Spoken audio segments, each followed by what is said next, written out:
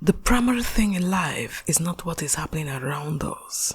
The primary thing in life is not what is happening to us. The primary thing in life, the most important thing in life, is our interpretation of what is happening around us, our interpretation of what is happening to us. It is for this reason that the exposure to the right information is very, very important.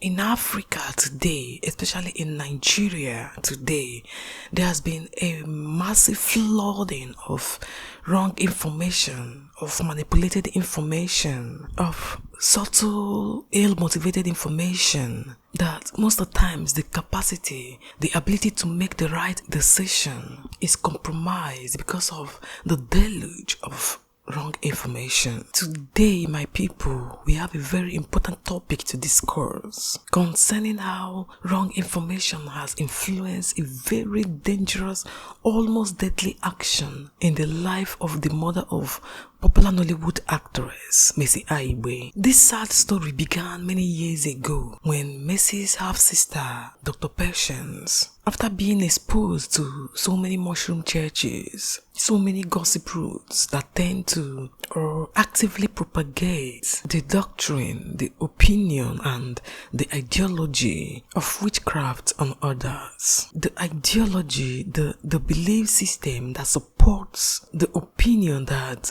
somebody out there can claim another person's destiny. So, this young woman who is supposed to be an enlightened mind, having read and gone through the medical profession, the medical school, to come out as a gynecologist, took it upon her head to believe that her mother, who is also Missy Aigbe's mother, is the one responsible for all her woes, for all her troubles in life. In fact, guys, to say it bluntly, the lady openly and directly accused Missy Aigbe's mother, who is also her own mother, of being a witch, that the woman is the reason she has not been progressing or succeeding as much as she would have loved to, that she exchanged her destiny with that of her younger and favorite daughter, Missy Aigbe. If this particular accusation, if this belief system, if this her opinion has remained only as an opinion, if it has remained only a mere accusation, if she had just shouted at her mother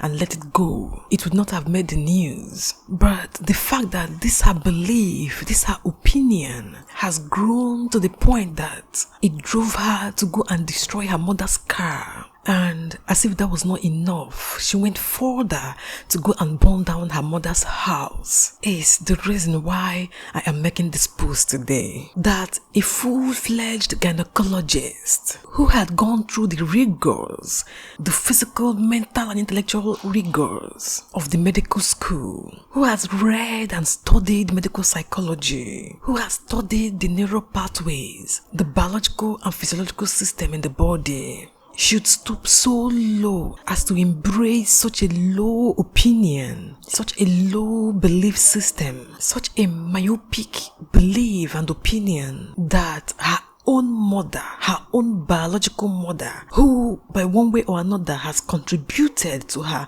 going to medical school, is responsible for her woes in life. My people, this is not just pathetic, but it tells a very, very dangerous implication of wrong exposure, wrong tradition, and wrong superstitious belief that is pervasive in our society today. Today, many preachers of different religion have made fortunes by exploring and exploiting the gullibility of the masses through feeding them with these false informations that is targeting at demonizing their family members, demonizing their neighbors and their siblings in the name of finding the culprit, the alleged culprit, the alleged person that is responsible for their low or underachievement or failure, barrenness, poverty, or their sickness, as the case may be. Because the economy is bad, because knowledge is scarce, the right knowledge is scarce, not directly obvious to the people. These peddlers of false information have made a profession, have made a fortune, have made a career through peddling and manipulating people for their own selfish gains. But that Mercy Aigbe's elder sister, Dr. Patience, should fall victim after being a full-fledged gynecologist, to fall victim to such a very warped system of belief is not only pathetic, but what is even more saddening is the comment of some Nigerians on the post reporting this woman burning down her mother's house because, according to her, her mother refused to help pay off her 800,000 naira debt, and also that the woman refused to help her succeed and excel in her career. Of course, these crazy actions can be chalked up as mental instability. But please, what can we attribute to the comments and interpretations of many Nigerians who, for one reason or another, try to incline or believe this young lady and then try to refer to their own family, claiming that they suffered the same thing in the hands of their mother, who was a witch, who was witch hunting them, who have refused to help them as mature and responsible citizens of this country. Even one Bolatito Apatira wrote, "I heard of something like this about someone. According to the reliable source, the mother gave the daughter all the glory to the other children, and truth be told, the other children's lives are miserable. I didn't want to believe such parents exist until I came across this post." So my people, do you see? One of the main problems of African continent, one of the main problems we have in this country is not actually what is happening around us. It is how warped, how distorted, how sad our interpretations of things happening around us are. It has made us victims in our own land. It has made us victims in our own homes. Where we are supposed to be princes and princesses, we have interpreted ourselves into slaves and victims. I beg, who will expect that a full-fledged gynecologist will arise and put on fire her own mother's house, her own biological mother's home, burning it down with the claim that she had stolen her destiny, she had stolen it from her, the gynecologist, and given it to her younger sister, Mercy Aigbe, who only became popular because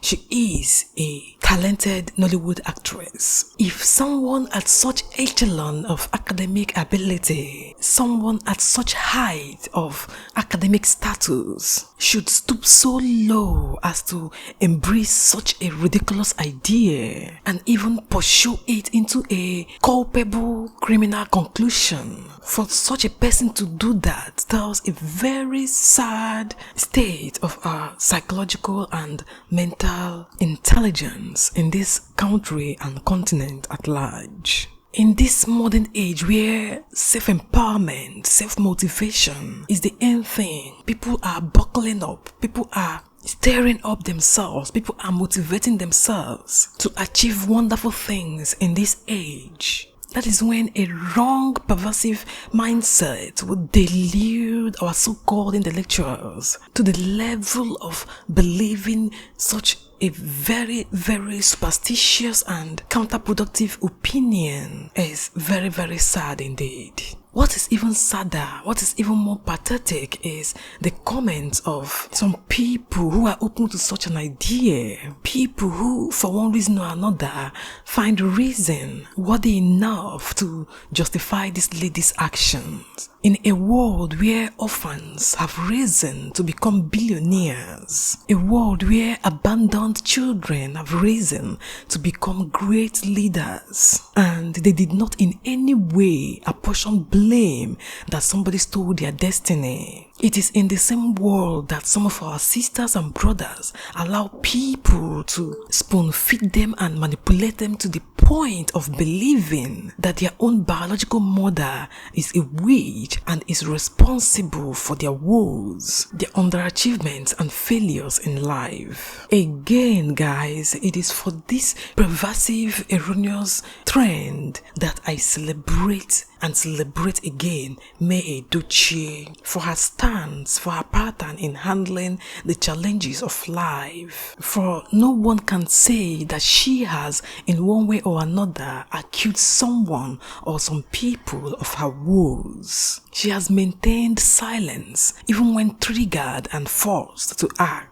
A good example is during her birthday when her husband forcefully forced himself to come and dramatize his support. She maintained her calmness. She did not overreact.